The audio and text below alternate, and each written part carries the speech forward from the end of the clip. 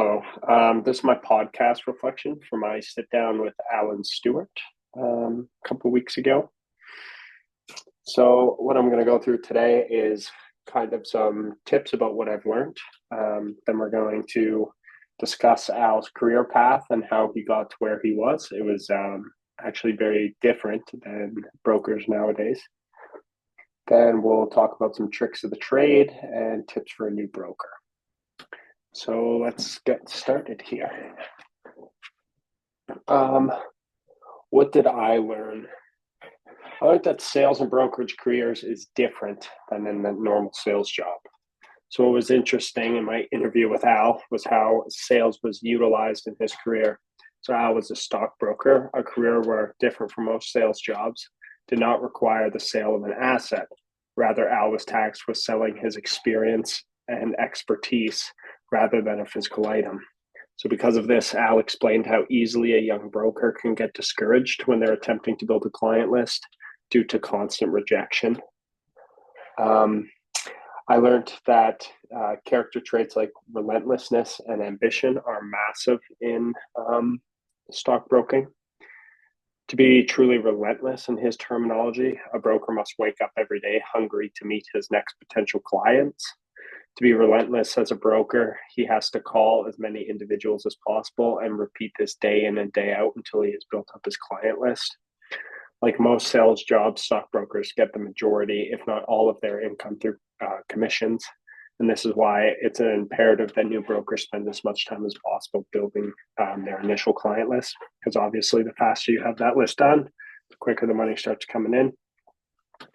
And to be ambitious in his terminology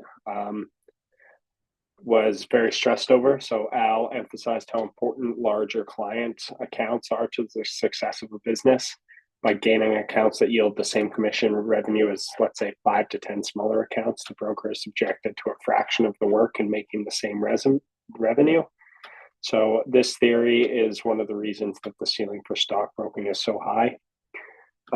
This highlights just how important being ambitious is and continuously seeking for bigger clients, because obviously the more money your clients have and the more that they're going to invest, the more potential you have to make high commissions at the end of the year. So talking about Al's career path, when I initially decided to meet with Al for this interview, I was kind of eager to hear about his story coming into the profession. So what surprised me was his lack of formal education prior to becoming a stockbroker. Al initially started his career by meeting a broker in his local bank. Al was interested in pursuing brokerage as a career, and because of this, found himself standing and absorbing information within this same bank for the weeks beforehand.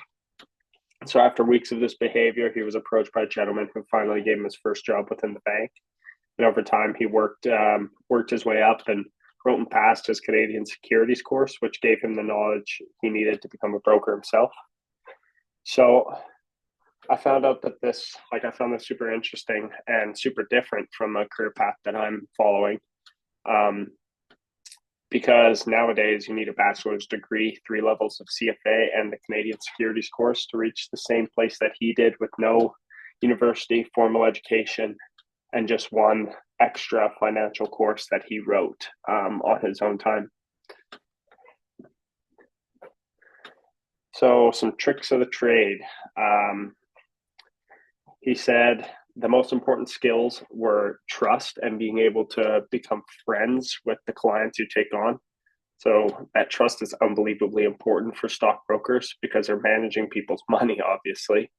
In some cases, it's smaller amounts, but in some cases, it's millions of dollars or a person's entire retirement fund.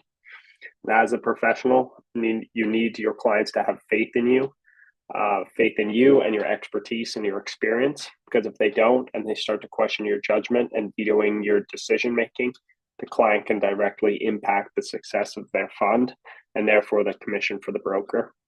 So making sure that you have a client who trusts you and is easy to deal with, it just makes your life a lot easier as a broker. And tips for a new broker: call. I guess this was mentioned back a couple slides ago, but building your initial client list is the most important thing when you first get started. When you have no clients, you have no money, and getting yourself going and getting the wheel turning is one of the biggest parts of the job. Another tip is to be confident but not cocky. This kind of ties into the ambitious portion we were talking about a couple slides ago. But to be confident in yourself and your ability to land bigger clients, but not too cocky where you're over promising high returns and then you're not able to build funds that reflect the risk tolerance of your client.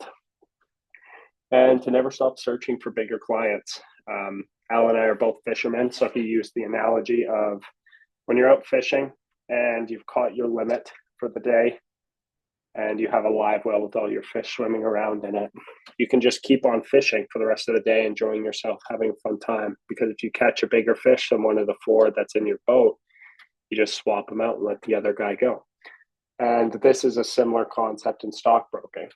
So by continuously searching for bigger clients and having some smaller clients at the bottom of your list that you'll be able to either pass off to someone else in your office or just stop doing work for all entirely, then you'll just be able to slot in that next client and boost your revenue for the year. So this is kind of a reflection on what I learned over my 45-minute sit down with Al. Thank you for watching.